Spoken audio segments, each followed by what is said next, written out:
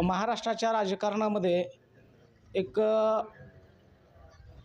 काळा दिवस म्हणून संपूर्ण महाराष्ट्रामध्ये हे होतो आहे. कारण फुले शाहू आंबेडकरांच्या वैचारिक महाराष्ट्राचं प्रतिनिधित्व करणारं एक आजाद शत्रुत्व नेतृत्व या महाराष्ट्रानं गमावलेलं आहे.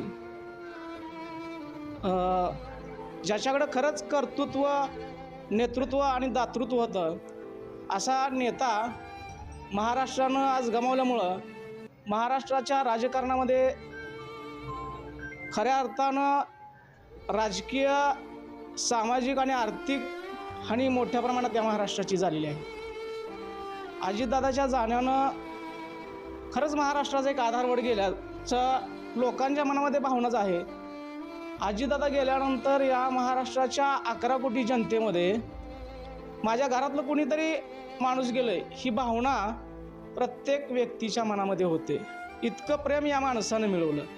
राजकारणामध्ये कुठल्याही पद्धतीचं शत्रुत्व नसणारा हा माणूस काळाच्या पडद्याआड जातो आहे. या माणसाला श्रद्धांजली अर्पण करण्यासाठी आपण सगळेजण या ठिकाणी उपस्थित आहात. आपण श्रद्धांजली अर्पण करण्यासाठी सर्वांनी 2 मिनटं उभा राहूयात आणि या माणसाला श्रद्धांजली अर्पण करूयात.